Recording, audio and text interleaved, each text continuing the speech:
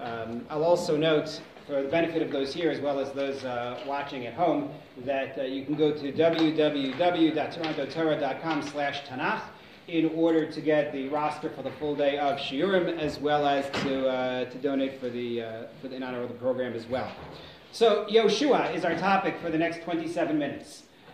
It is obviously the first book in Navi, in the prophets, but more than that, it's the only book in Nevi'im and Ksuvim, Nevi'im and Ktuvim, depending on how you want to pronounce it. It is the only book which the Gemara thinks was truly necessary. Out of all of Nevi'im and Ktuvim, all of the prophets and the writings. If you take a look at source number 1 on your sheet, the Gemara in Nedarim, I'm going to use the English, but I brought the Hebrews, that those who want to read that are able to see it. Rav Ada Bar Chanina said, had Israel not sinned, meaning with the Egel, the golden calf, they would have been given only the 5 Chumashim, as well as the book of Yehoshua, for it speaks of the value of the land of Israel. If not for the Egel, that would have been it. Tanach would have been a lot shorter. Tanach in a day could have been Tanach in an hour and change, and that would have been that. But the Egel changes things. And what I want to highlight is not so much the Egel, the golden calf, that's an interesting shir for another time, but the fact that the Gemara views the primary value of the book of Yehoshua as introducing us to the value of the land of Israel. And what I want to contend for the next half hour, I hope to show, is that what this means is not Yehoshua shows us the value of a piece of real estate. Rather, it's about the transition that we make when we go from Egypt to Israel, the effect that that land has on us as a nation, on our identity, as I put in the title of the shir, from slaves to Israelis. The change in our identity, where we go from being these slaves who got out of Mitzrayim, who got out of Egypt, to becoming citizens of our own land. But first, I want to talk about the book itself. I want to talk about the book of Yehoshua. So, I apologize in advance, but this is going to be rapid, and I'm not really going to be able to take questions for the most part, because it's half an hour on a book that covers 28 years. The book of Yehoshua describes the events of the first 28 years of the Jews in Israel. There are references in the book to battles that are fought afterwards, but primarily it's focused on those 28 years. The book focuses on the following themes. The first steps of the Jewish nation in their own land. The story of the Jewish people is no longer being told based on a single figure, an Avraham, a Yosef, a Moshe, but instead it's based on the experiences of the nation as a whole, with multiple plot lines going on within the nation. It is our first extended look at the land of Israel itself. We had a little bit in Abraham's day, and then you don't really see it until now. You see, as another theme, the fulfillment of divine commands by the nation and by Yehoshua. You see the consequences of violating those commands. When a gentleman named Achan takes from the spoils from the war with Yericho, the spoils have been prohibited, and the nation as a whole suffers as a consequence. We see conquest. We see the question of ethnic cleansing, which really is its own discussion that has to really be addressed. The issue of, it won't be in this half hour, but it has to be addressed in general, the question of what it means to come into a land and eradicate the societies that you find there. The challenges that face the Jews. How do the Jewish people move on after Moshe? How can anyone take his place? The struggle of applying the central authority that you had in the Midbar, in the wilderness, to a diffuse population living all over a new land. The challenge of retaining our identity when we enter Canaanite society. These are the critical questions that we face in Yehoshua. And really, I regret the fact that I learned it in grade 4. Because in grade 4, you're not alert to any of this. Yeah, it's really something that requires revisiting with an adult mind to really grasp the challenges that we're talking about. The book is almost entirely written in prose, except for one shirah, one poem that appears in the 10th parak, and a list of the kings who they defeated. The Gemara in Bava Basra tells us that Yehoshua wrote it. If you take a look at source number 2 on your sheet, the Gemara says Yehoshua wrote his book. And then it challenges and says, well, wait a minute. How can you say Yehoshua wrote his book? The pasuk says, and Yehoshua ben Nun, servant of God, died. We're told at the end of the book that Yehoshua passes away. So the answer is yes. Elazar, son of Aaron, concludes the book of Yehoshua. To which the Gemara says, but the book records that Elazar, son of Aaron, died. How can he have authored it? Yeah, Pinchas picked up there. So as the author passed away, the next author picked up and covered the rest of the book. Nonetheless, as I noted before, there are events that are post-Yehoshua that make it into the book. So I noted you a comment from Rashi in source number 3. In chapter 19 of the book, we're told that the Jews, that specifically the tribe of Dan, fought a war with a city called Leshem. They conquer a new area. Dan originally settles in the southwestern part of Israel, and then they grab an area way northeast on the other side of the Jordan, on the other side of the Yarden. But that doesn't happen until the period of the Shoftim. As Rashi notes, this actually occurs later in the time of Otniel ben Kenaz and Micha's idol, as recorded in Shoftim. So there are events that take place later that are still back recorded in the book. So much so that Don Isaac Abarbanel, in source number 4, said that despite the fact that the Gemara says Yehoshua wrote it, he says, I don't think so. He says the text testifies and informs that Yehoshua didn't write it. When you're a Abarbanel, you say things like that. Normally you don't get to say things like that, but Abarbanel does, and he gets away with it. But he believes that it's collected from segments written by Yehoshua. Certainly the key figure in the book is Yehoshua himself, even though it's about the nation. And there's a lot to be said about Yehoshua personally. Yehoshua has been in training with Moshe for 40 years. Right? When did Yehoshua first appear in the Chumash? Amalek, right. The war with Amalek at the end of Bashan, long before there are spies.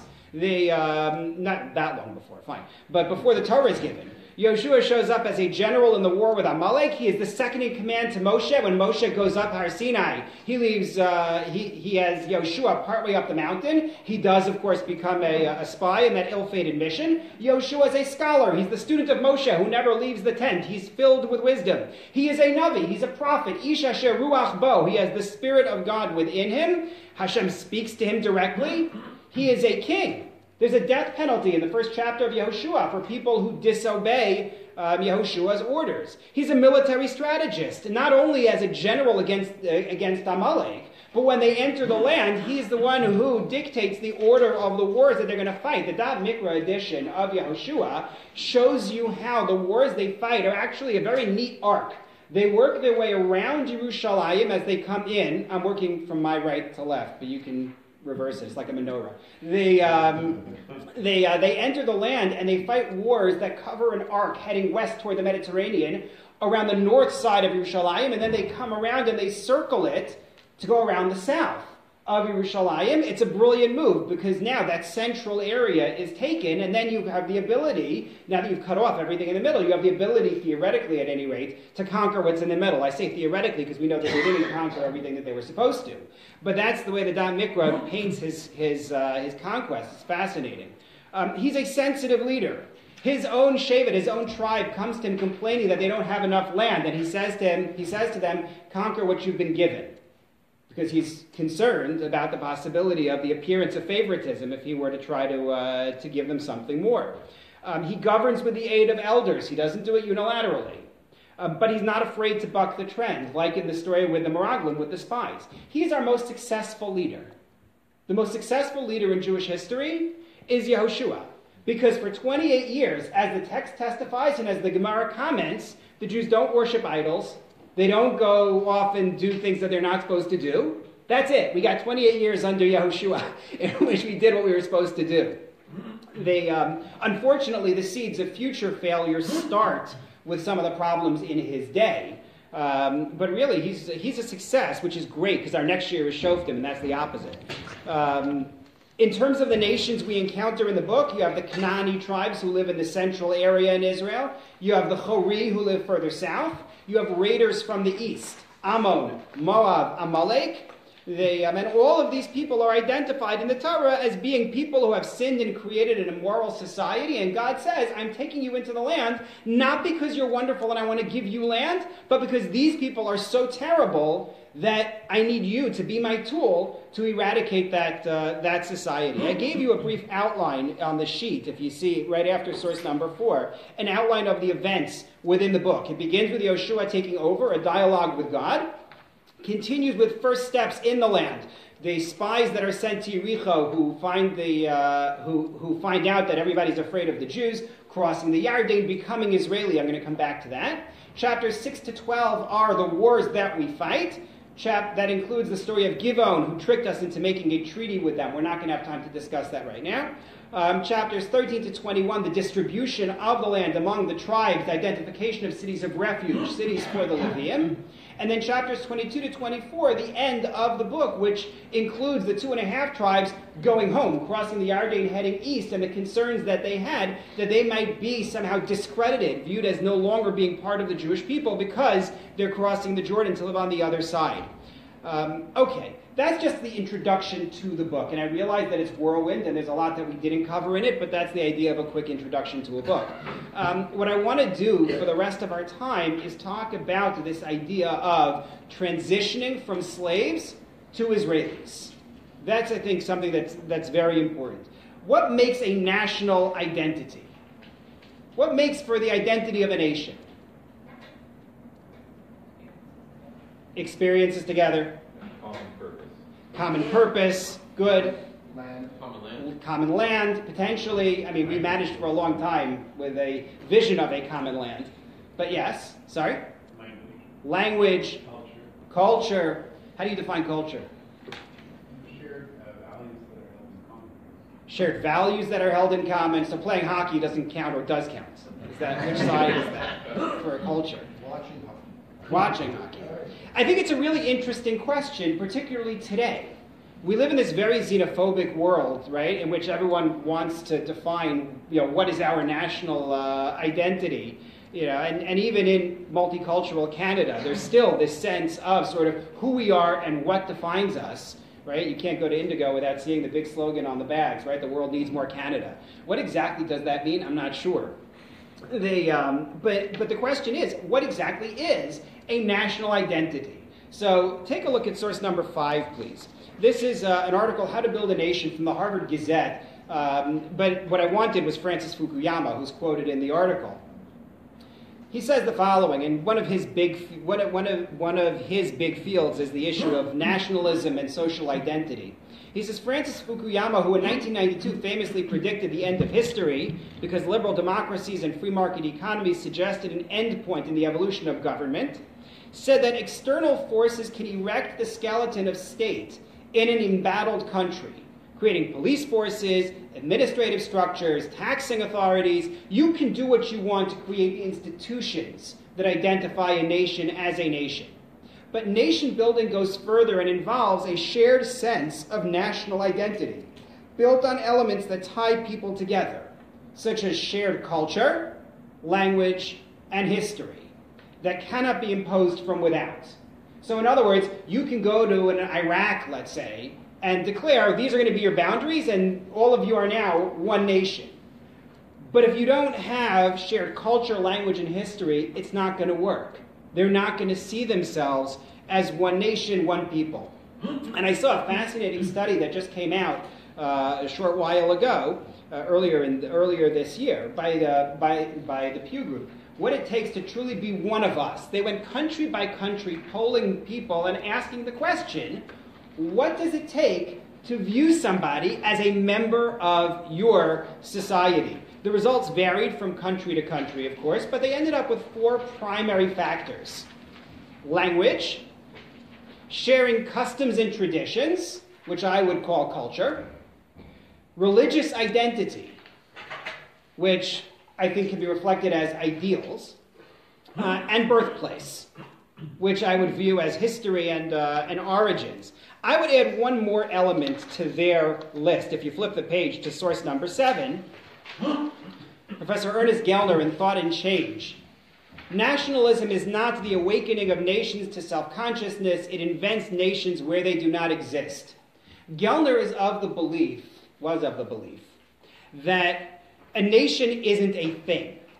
Rather, we create a national identity when we are nationalist. If we view ourselves as part of a group, that's what creates the group. Now, leave aside his question of whether nations have their own unique identity.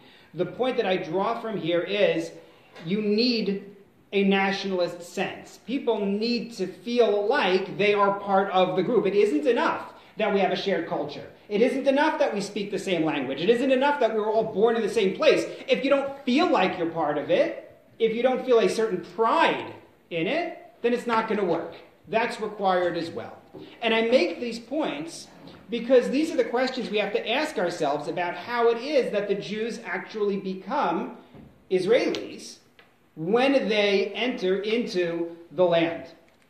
What is the national identity of the Jews who are slaves in Egypt? What's their national identity? Hebrews? Slaves. They're Jewish slaves living in Egypt, right? That's really what they are. We do find the idea that they preserve their language. I brought you the classic Midrash in source number 8. How do we know they did not change their tongue? Their language remained the same when they were in Egypt. Quotes the pasuk from Yosef. Yosef says to his brothers, "For you see that my mouth speaks to you." Right? That's in the beginning. And then at the end, "And they said, the God of the Hebrews has appeared to us." Right? Okay, Avrim Nikra Aleinu, that's Moshe speaking. And then, one more pasuk to associate Ivri with the Jews. The refugee came by Palit, and he told Avram the Hebrew. The point is, as the Midrash is deducing, that Hebrew is an identification of our nation, and those who speak Hebrew are speaking our language, and the argument is that that's something that we preserved from the time of Yosef all the way through the period when we were in the Midbar. When we were in Egypt. So we preserved our language. But what about our culture? What's our culture when we're in Egypt? We're slaves, right? Our life is dictated at that point by the Egyptians. That's who we are at that stage. Our ideals when we're in Egypt, what does the Midrash tell us? What are the ideals? Mostly idolatrous, right? All the Midrashim that speak about the Jews descending to the 49th level of impurity are one example of it. But even when you look in the Chumash itself, look at the way they behave when Moshe comes to them. Look at their position when they leave the land, and you can see within that they're not living what we would identify as a Jewish lifestyle. The culture is a slave culture. The ideals are Egyptian ideals. And what about our origins? Well, they're no longer as relevant. Meaning we have the shared origin. We're still the descendants of Abraham and Sarah. However, when offered the opportunity to leave and things get difficult, what did we say? Let's go back to Egypt. Right? We would have been better off in Egypt. The origins are there, but they're not as significant to the nation. That has to change. Right? You can't stay that way. You can't pick up this group of people who have slave ideals, slave culture, and neglect of their origins, transplant them to another land, and say, poof, now you're Jews. It doesn't work that way. Something has to happen so that you have a transition period when the Jews are in the Midbar, when the Jews are in the wilderness. Their language is still Hebrew, but the culture changes. Because what are your activities when you're in the Midbar, when you're in the wilderness? What do you do? Sorry? You're walking or traveling. Walking and traveling for part of the time. They didn't spend that much time in travel. You're learning, right? They're learning the Torah that Moshe brings to them. They're building a Mishkan, a tabernacle that they're going to then maintain for the service of God. They have your standard social interactions, right? Just between people. Right? Unfortunately, that leads Moshe to be sitting there in a Beit Din all day long, because that's what happens when you have standard social interactions between people. But the fact of the matter is that at this point, the Jews are learning how to be a society of their own. They're on their own. They don't have the Egyptians around. They don't have other nations to harass them and to dictate what they're going to do. They have limited daily responsibilities. They're developing a culture of their own. And their ideals are supposed to become those of the people of God. It doesn't entirely work. There are a lot of bumps in the road. But that's what's supposed to happen along the way. They're still hesitant. When we get into the land, you get to Yehoshua's job. And Yehoshua's job is to complete the task of making us into our own nation in terms of our culture, living a landed life as Jews, in terms of our ideals, to become more fully committed to an identity as people of God, and our origins, to see ourselves as Israeli. And now we get to the implementation. If you look at your sheet at 9, 10, and 11, I gave you there the page numbers for the Art Scroll Tanach, which we have been able to borrow from Shari Shamayim. I'm grateful to them for making that available to us. Chapter 5 in Yehoshua marks our development of our sense of origins. I'm going to do this very quickly because we're running out of time for it. But three things happen for us in Yehoshua chapter 5. The first, bris milah, circumcision, right? The national circumcision. Hashem tells Yehoshua it's time to give the Jews a brit. The last time it happened was when we left Egypt and we needed to do it for the Karban Pesach. We haven't done it since fear of travel, the effect of travel on the babies, all the different reasons that are given for why we didn't do it since then. But fundamentally, there was no bris milah at that point. Now we're able to do it. But think about what that means. The bris milah is so important. Tell me something. Can you think of a national bris milah that occurred in Sefer Bereshis? Shechem, right? The city of Shechem. And what was the result? They were vulnerable. You just came into your land. You have all these nations who are afraid of you and are hostile to you. And you do a national bris milah for every man under the age of 40? Are you out of your mind? Why did you just do that? And the answer is because this is their sense of identity. It's that important that they get this done. As they enter into the land, they're about to do a Karban Pesach. They have to do it right. And it's a statement of emunah. It's a statement of trust in God that God is going to take care of them. It's really a remarkable thing that they do this right off the bat. I'm going to come back to the bris milah because there's another element that we'll have to see. Second, they bring the Karban Pesach. Right? They bring the Karban Pesach. That's very important as well. And you see the Karban Pesach here is described as, if you're taking a look in chapter 5, sentences 9 to 10, Hashem says, Galosi es charpas Mitzrayim me'alechem, I have rolled away the disgrace of Egypt from upon you. What is the disgrace of Egypt? It's their old Egyptian identity. It's their old Egyptian identity as slaves. The combination of the bris milah and the Karban Pesach remove that identity. Because where does bris milah come from? Comes from Abraham. Comes from Abraham. We have roots. We have an origin. We didn't start out as slaves in Egypt. We started out as residents of this land. Right? Slaves in Egypt don't have a history. We have a history that goes back before that. We lived in this land before, and we had a mitzvah of bris milah, and we recapture that. That plus the Karban Pesach, where we mark our departure from Egypt, removes the shame of Egypt. And then the very next thing that happens in chapter 5, the mun stops, or really we stop eating the mun that we had stored up. That's a discussion in the Gemara. And now we are eating the produce of our own land. This is what gives us a sense of origin. This is what removes the shame of Egypt and starts to make us Israeli, but it doesn't stop there. Chapters 9 and 10 tell the story of the Jews and Givon. So I will come back to it a little bit now. The Givonim are people who are called the Chivi. They're a Chivi tribe. They come to the Jews and say, we want to make a covenant with you. We're not one of those groups that you weren't supposed to make a covenant with, right? Before the Jews crossed the Jordan, the Talmud Yerushalmi tells us, they send a message into the land saying, this is your last chance. Either accept the 7 Noachide laws, or get out, or fight with us. Those are your choices.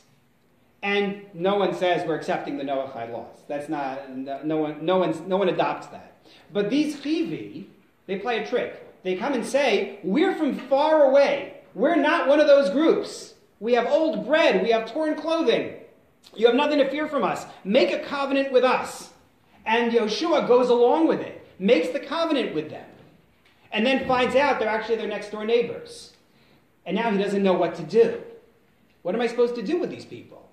And he worries about foreign relations. He worries about what people are going to say about the Jews if they break the deal that they've made. Granted that we were cheated. Yehoshua says we are going to honor our agreement. We are honoring our word. It will be a desecration not to. And he develops a culture that looks at the Jews not just as people living in a land right now, but looks at what we represent when we deal with the outside world. How do people look at us? How do we look at ourselves? That's what Yehoshua is doing. He is developing a culture. And then finally, developing ideals. In chapter 7, you get the story of reward and punishment. After the war with Jericho, after the war with Jericho, right? Yehoshua had decreed no one should take from the spoils. The spoils should be left. Various reasons for that. And this man named Achan ben Carmi takes from the spoils from the war, and the Jews are punished for it. The Jews go to the Jews go to war against Ai, this very small city, and they are routed. And Hashem explains to Yehoshua, that's the way it works. You are a nation now, and a nation stands as one, and a nation falls as one, based on your fulfillment of your commitment to God. And what we see here, taking these themes together, is that this is how we go from slaves to Israelis. We were a nation with our own language, but we didn't have a sense of our own culture. We didn't have a sense of our own ideals. We did not have the freedom to dictate what those would be, right? We had an awareness of our origins, but it was not strong. And along came this entry into the land under Yehoshua, helped by the transition in the Midbar, in the wilderness. And we took those steps that would identify us as Jews, citizens of the land. The Bris Milah, hearkening back to the original Bris Milah of Abraham's time, the Korban Pesach, the ways we interacted with the nations around us, with Givon, the Amunah, I should have mentioned, the faith that we displayed with the Bris Milah, the collective reward and punishment. That's what converts us into being a nation of our own in our own land. Last point, in general, for the shiur that I'm going to be giving, I want to end each shiur by asking the question of, so how does this book help me connect to God? Tanach is not just history of what happened. What does this mean for me today? And to me, thinking about the three facets of national and personal existence that I really highlighted, the culture, the ideals, and the origin, I think those are things we have to ask ourselves. Culturally, is my day-to-day life, not my mitzvos, which are, important. I'm not minimizing that. But my lifestyle, is that a Jewish lifestyle? My ideals or my beliefs, the ways that I dictate my behavior, are they anchored in my Jewish identity, my origins? Do I remember where I came from? These are lessons that I think are important to glean from Sefer Yehoshua. Thank you very much. And now we're going to start Shoftim. There are sheets in the back for Shoftim. We are switching our Facebook Live feed. Hold on a moment. Okay.